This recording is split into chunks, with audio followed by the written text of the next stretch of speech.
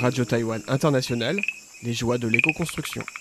Bonjour à tous, c'est Sasa qui vous retrouve pour ce deuxième épisode consacré à l'exposition en plein air Tectonics of the Island 2025, une exposition de construction en bambou organisée cette année sur la côte est de Taïwan par la Taiwan Bamboo Society avec le soutien du Bureau des forêts. Après vous avoir présenté l'œuvre L'Enfant de Pierre la semaine dernière, aujourd'hui, nous restons dans le parc forestier de Zhipen, dans le comté de Taidong, pour présenter l'œuvre Zhu Die, papillon de bambou, réalisée par l'architecte Eric Chen. Cette œuvre, elle se mérite. Pour la voir, comme pour observer un papillon, ce n'est pas si facile. On écoute Yayu-Xin, le commissaire de l'exposition, nous expliquer pourquoi Eric Chen a choisi ce lieu.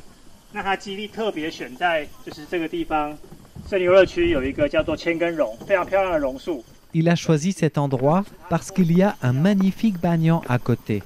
Pour y arriver, il faut monter un escalier de plus de 200 marches.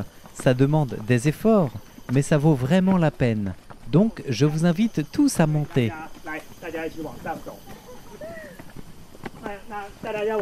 Vous pouvez vous imaginer que cela n'a pas été facile de monter par cet escalier à la force de ses bras les différents matériaux qui ont été nécessaires à cette œuvre.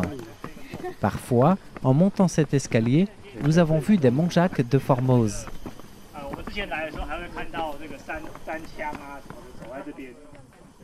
J'ai compté les marches et il y en a en réalité plus de 300.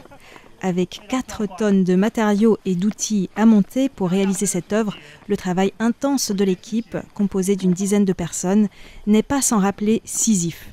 Et oui, il n'y a pas d'accès à ce site par la route, et au départ, Eric Chen avait envisagé de construire un téléphérique à poulies, mais il n'en a pas eu le temps, donc le transport des matériaux et outils s'est fait à dos d'homme.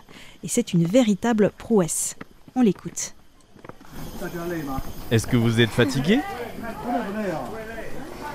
Vous pouvez imaginer quand on a dû monter les matériaux par ici. Alors je vous explique pourquoi j'ai choisi ce site. Le commissaire d'exposition m'avait proposé ce projet dans le comté de Taidong. J'ai trouvé ça génial.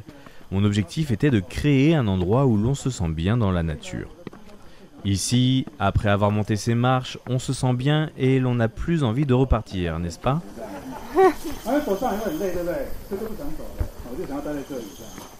En fait, je suis venu visiter le site avec un autre designer qui participe à cette exposition, Chen Bo-Jen, et il m'a dit « Cet endroit est fait pour toi ». Et finalement, lui, il a choisi un site très facile d'accès. Quand on arrive en haut, on n'est pas déçu. Le papillon de bambou déploie ses ailes au cœur de la végétation sur un terrain incliné. Des ailes toutes fines qui font vraiment penser à un papillon. Certaines parties en bambou tressé font aussi penser aux nervures que l'on peut voir sur leurs ailes. Les arches ont été réalisées en fines lamelles de bambou mosso collées verticalement puis horizontalement les unes sur les autres, s'inspirant du bois lamellé croisé collé CLT. Il n'y a pas de colonne ni de poutre apparente. Le métal a été réduit au minimum. C'est comme si cette construction ne faisait qu'effleurer le sol, prenant appui sur seulement 3 points, tels les pattes fragiles des papillons. 3 points qui constituent ces fondations, reliées entre elles dans le sol par une structure triangulaire afin d'en renforcer la solidité en cas de typhon. Les 3 arches sont aussi reliées entre elles en haut de la structure par un cercle métallique. La vue que l'on a depuis ces 3 arches est différente. L'une donne sur le sentier, l'autre sur la forêt et la troisième sur le grand banyan qui a tant attiré l'attention d'Eric Chen. Lorsque l'on observe de haut, on voit une structure en forme de Y qui donne effectivement l'impression d'un papillon, un papillon de bambou avec sa tête et ses 2 ailes. N'hésitez pas à jeter un coup d'œil aux photos qui sont en mode diaporama sur la page internet de cette émission. Au départ, j'ai failli titrer cet article « Léger comme un papillon de bambou » parce que c'est un petit peu l'impression que me donne cette construction. Et finalement, en repensant aux 4 tonnes de matériaux et d'outils qu'il a fallu monter, j'ai dû enlever le mot « léger ». Il y a 10 ans, Eric Chen avait déjà construit, avec d'autres architectes, une œuvre en bambou grandiose sur l'esplanade devant le musée d'art contemporain à Taipei. Mais cette fois-ci, l'expérience n'a rien à voir, le style est totalement différent et l'environnement aussi. C'est un nouveau défi.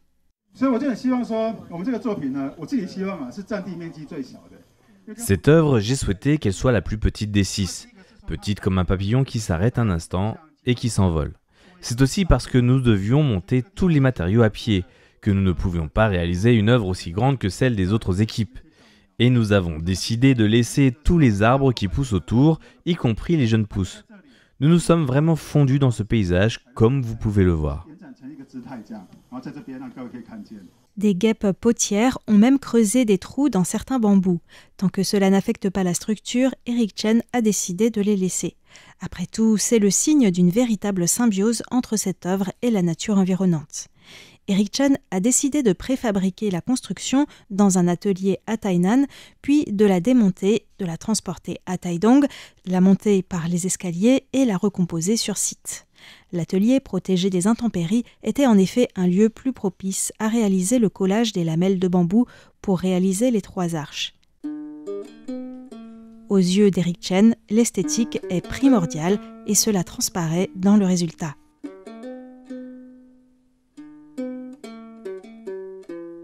J'ai demandé au commissaire d'exposition, Ye Yuxin, comment il avait travaillé avec chaque équipe pour les 6 œuvres de cette exposition en plein air cette année.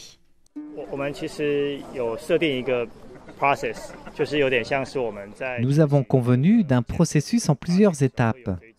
D'abord, chaque équipe proposait un premier projet de design, puis une équipe de professionnels expérimentés leur apportait des conseils. Ensuite, pendant la période de construction, ces professionnels se rendaient aussi sur place pour leur donner des conseils, les aider à résoudre certains problèmes ou partager leur expérience. Dans une interview à Green Media, il raconte que pendant le processus, l'équipe d'Eric Chen a envoyé pendant longtemps des photos du transport des matériaux et des outils sur ce fameux escalier. Et puis un jour, les photos de la construction terminée sont arrivées, ce qui a donné l'impression que la chrysalide s'était transformée en papillon. Ce processus de transformation, c'est aussi ce que souhaite le Bureau des forêts, qui s'efforce de redynamiser depuis déjà quelques années la filière industrielle du bambou à Taïwan, main dans la main avec Taiwan Bamboo Society. Contrairement à certains pays d'Asie du Sud-Est comme l'Indonésie, où le bambou est toujours très utilisé dans la vie quotidienne, y compris en architecture, à Taïwan, ce matériau, qui était pourtant au cœur de la vie des Taïwanais autrefois, a été remplacé par le plastique dans la vie de tous les jours et par les barres d'acier en construction. En plus, les produits en bambou provenant de Chine et d'Asie du Sud-Est étant moins chers, cela a fait péricliter la filière bambou à Taïwan.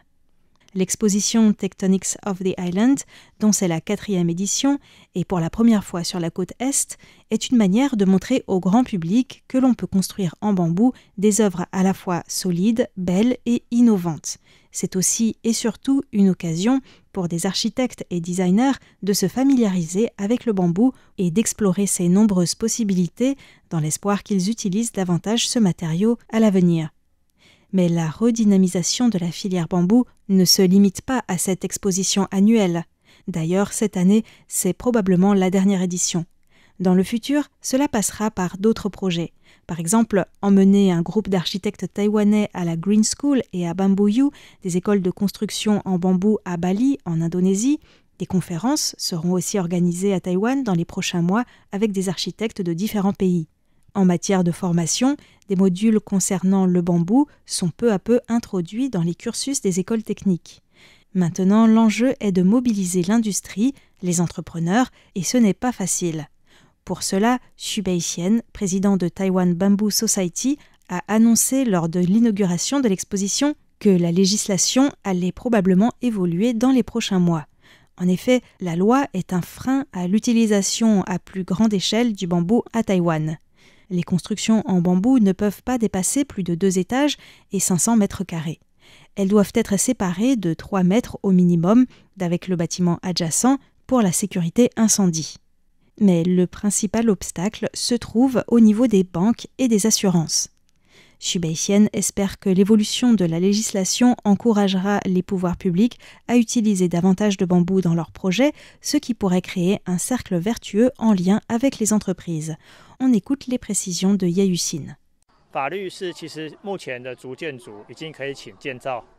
Actuellement, il est possible de demander un permis de construire pour un édifice en bambou, même s'il y a certaines contraintes. Cette année, nous espérons que les règles techniques de la profession pourront inclure le bambou. Cela devrait permettre d'encourager les architectes à utiliser davantage le bambou. Mais le plus grand changement, c'est au niveau des banques, car beaucoup de personnes qui voudraient construire en bambou n'ont pas la possibilité de faire un prêt. Quand le bambou sera à peu près au même niveau que le bois et l'acier, les banques verront qu'il n'y a pas d'obstacle légal à faire un prêt. Les gens auront ainsi un choix de matériaux supplémentaires. Cela peut aussi donner de nouvelles opportunités aux entreprises qui construisent en bois. Petit à petit, le bambou ne sera plus réservé à l'artisanat et pourra aussi être valorisé en tant que matériau de construction.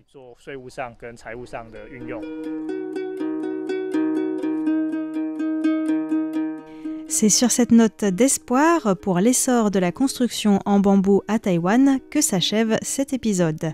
Je remercie Taiwan Bamboo Society et Green Media pour leur invitation à l'inauguration de cette exposition et vous donne rendez-vous, premièrement sur notre site internet pour voir les photos et aussi bien sûr la semaine prochaine pour le 3e épisode.